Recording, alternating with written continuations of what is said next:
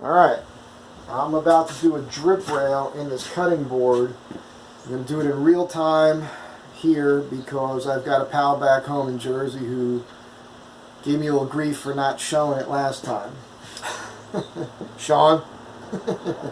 And so what I've got here is I've got a plunge router, porter cable with a fence on it. I've got a round over bit. This happens to be a 3/4 inch Freud. This is not the exact bit that's in there because the bit that's in there doesn't have this deep of a cutting surface on it, but that's basically essentially it. This bit would work as well. So it's a 3/4 inch round over bit. Some people call it a bowl bit. I don't do a drip rail on my regular cutting boards that are over here because the surface area on the board is smaller. It's perfect. You can cut anything you need to cut on it for the most part, but if you put a drip rail, it would reduce the cutting area. I'm doing one of these large ones. I just did a board this size for a professional chef recently where I did it, and it's like a $500 board, so I figured let me make another one. Some people really dug it, so hopefully I could sell this one kind of quick. What I did was I set the depth stop for about 3/16 of an inch deep on here. I showed you guys how to do that on another video, real simple. I did a test cut on this piece of scrap wood. I took off took out my Starrett machinist square here. Marked that. I want to know what the distance was from the edge, and I marked that on the corner so I can eyeball that and stop before the line, hopefully, and not screw up. We'll see. I'm kind of feeling a little lethargic today. I've been eating too much sugar lately. Jeannie, that's all your fault. And so, which is good. That should work in my favor because then I won't rush this. And I guess we'll get started. I'm going to put a little music on, which means I'll start screaming at you.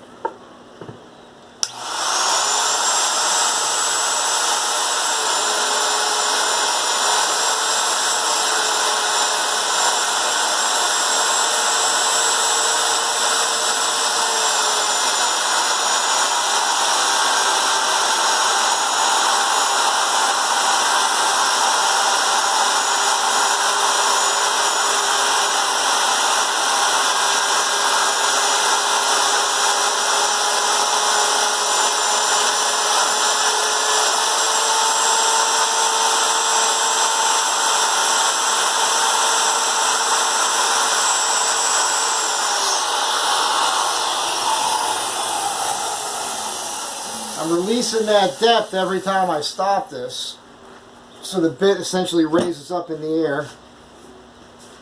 And what I'm doing is I'm starting it, I'm plunging it, moving at the same time to reduce a burn, and then I'm backtracking back to the corner. You can see me doing that, obviously.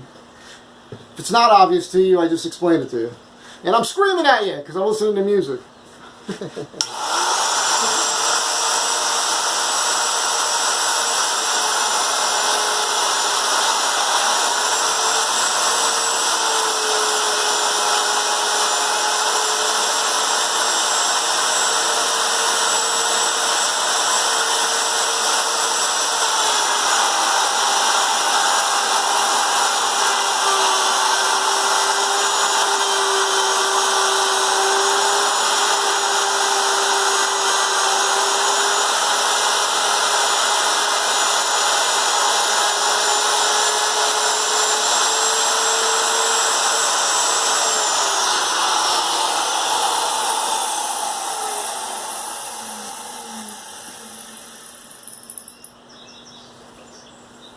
The curve is the hardest part because if you turn this a little bit along the curve, it can adjust this distance a little bit on you. You want to think center point as you're doing it. Most of you are not doing a curve, so if you're just doing a square or rectangle board, it won't matter.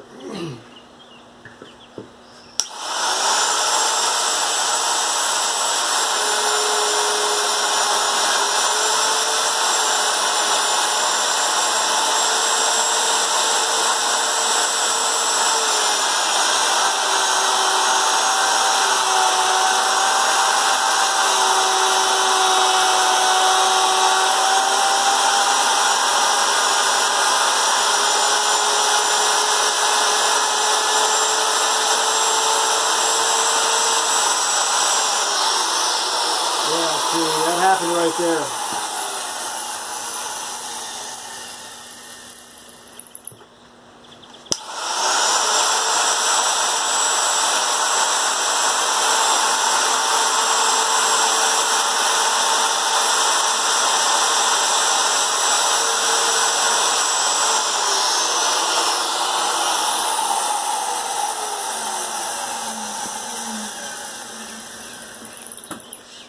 Fix it up on this one side. So there's a little finesse, even with power tools, you got to learn.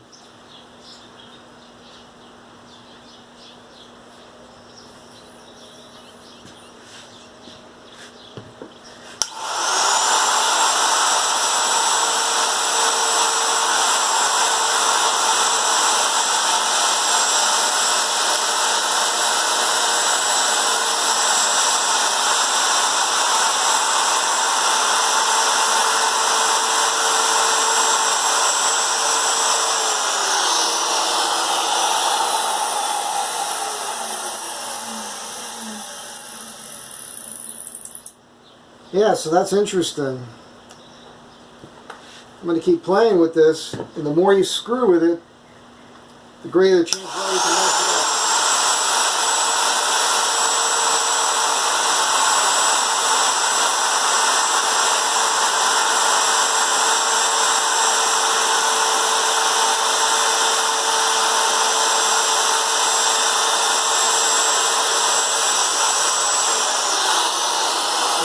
Not bad.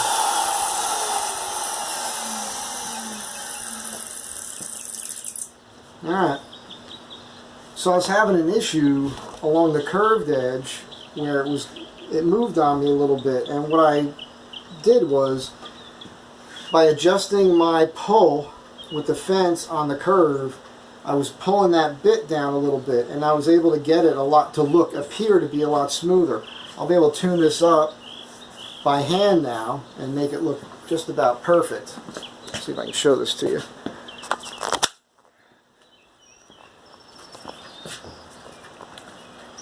So I was having a real issue here. I messed this up a couple times, but now, I mean, you can tell that once I sand that, it's just going to look perfect. So, you know, it's a finesse thing. You kind of pick these things up as you go, and I mean, I've been using hand tools and power tools for over 30 years, and but that's it. That's freehanding with a fence on a plunge router, Porter cable plunge router with a 3/4 inch roundover bit to get that drip rail. And a lot of eyeballing, hand control, and just knowing your machine. This thing's going to look great. I'll be doing my finger pulls, my finger wells here on the ends. You'll see that when it's all done. Have a good day.